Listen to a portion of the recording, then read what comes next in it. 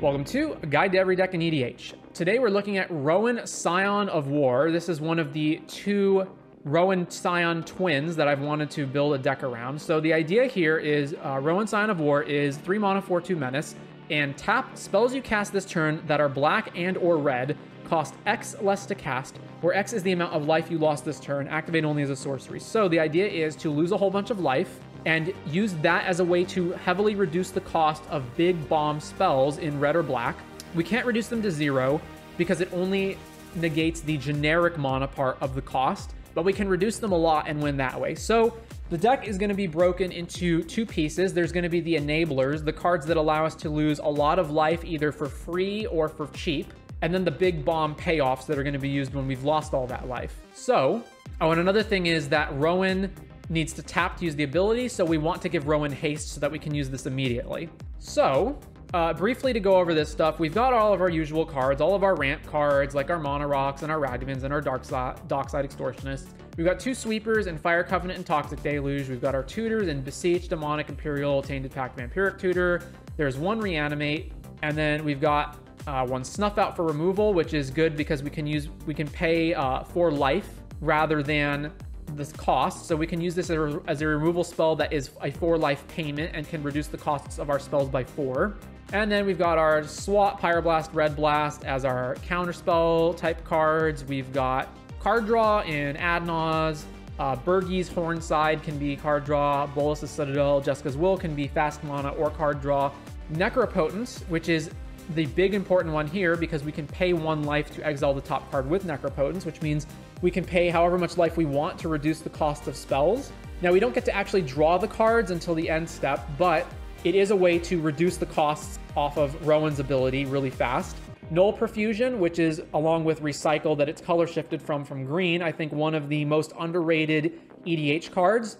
It allows you to draw a card whenever you play a card, including a land. So obviously it makes you skip your draw and your max hand size is reduced to 2, but I think the fact that every single card that you play draws another card is a huge boon. Then of course Peer into the Abyss basically just wins the game by drawing half your deck, and Wheel of Fortune and Wheel of Misfortune, specifically in this deck, is really good because you can choose to bid a ton of life, and then you will use that ton of life that you bid to not only wheel your hand, but make the Rowan cost reduction huge. So, what are our other enablers? Well, we've got Blood Celebrant, pay a black and 1 life to add 1 mana of any color. So you can, of course, add black and then use that black to pay the ability again, and then just do that over and over to pay as much life as you want. You've got Hex Parasite, X and a Phyrexian black, remove up to X counters from target permanent. For each counter removed this way, Hex Parasite gets +1/+0 until end of turn. So you can just choose to remove nothing and pay 0 every time, and just pay a whole bunch of life off the Hex Parasite.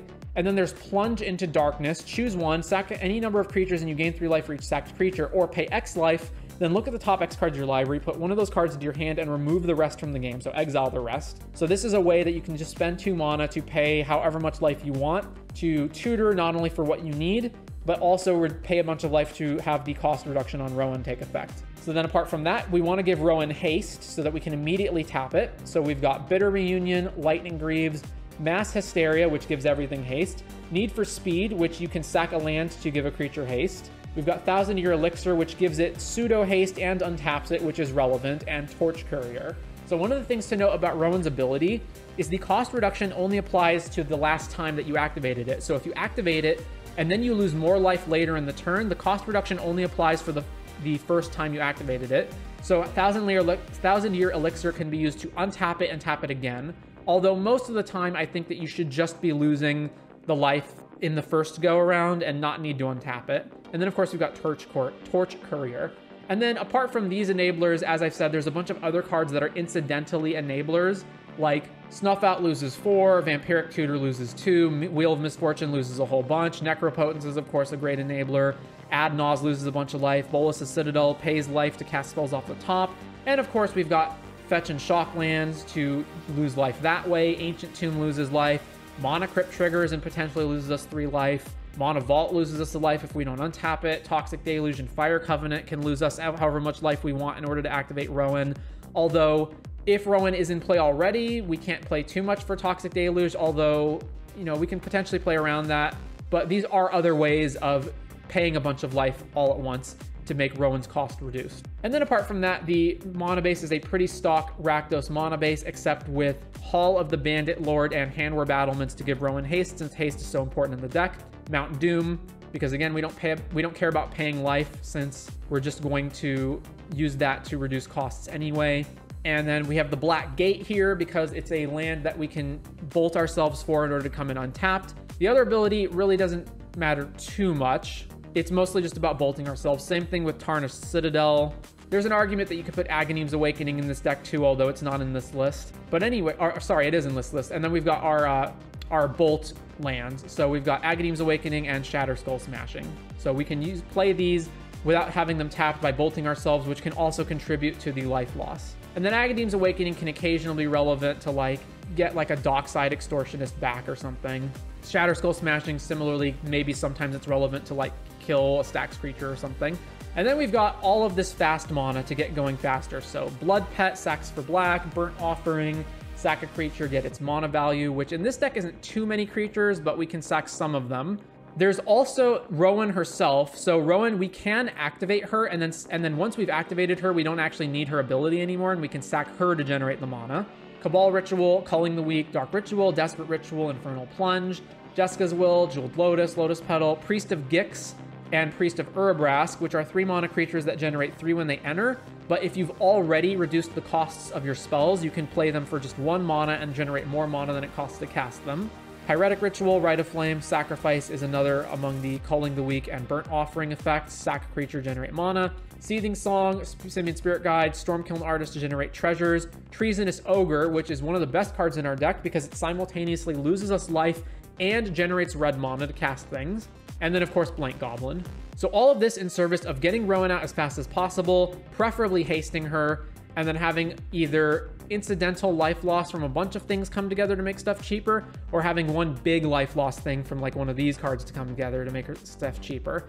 And then we've got the payoffs. So there's not too many payoffs, but we only need one of them really to win the game. So what are our payoffs? We've got Vilis, Broker of Blood, which is a 8 mana, 8/8 flyer, black, pay 2 life, target creature gets -1 until end of turn. And then whenever you lose life, you draw that many cards. So we can have Vilis in play, and then any of our life loss things will just draw us more cards. Similarly, Infernal Sovereign, 6 mana, 6/6 flying, trample, skip your draw step. Whenever you play a land or cast a spell, you draw a card and you lose 1 life. So this is like a creature version of Null Profusion. And then the actual ways to win the game. So Blood for the Blood God from the Warhammer sets. This is an 11 mana sorcery, so we can reduce 8 of that. It also naturally costs 1 less for each creature that died this turn. And it says discard your hand, then draw 8 cards. It deals 8 damage to each opponent and exile it. So it doesn't technically win us the game, but it does potentially draw us 8 cards for only 3 mana. And then the actual cards that we use to win the game are Crackle with Power and Exsanguinate. So Exsanguinate, each opponent loses X life. You gain life equal to the life lost this way. And Crackle with Power, XXX red, deal 5 times X damage to each of up to X targets. So these X costs are reduced by however much we've paid life, which in our 40 life commander deck can be quite a lot.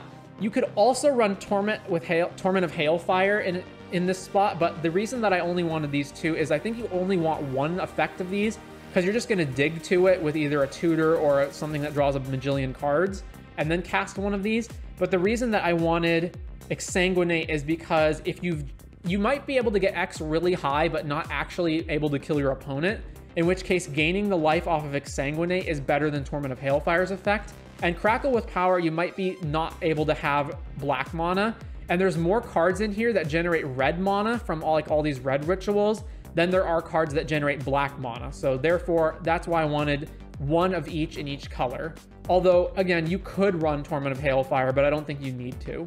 And that is basically the Rowan deck. Play a bunch of fast mana, get Rowan into play, preferably with haste, spend a bunch of life, either in combination of random cards that incidentally lose life in small increments, or 1 big burst with like Plunge into Darkness or Blood Celebrant or Necropotence, and then play one of these big payoff spells and try to find Exsanguinate or Crackle with Power in order to kill the opponent. And that is the Rowan Scion of War deck.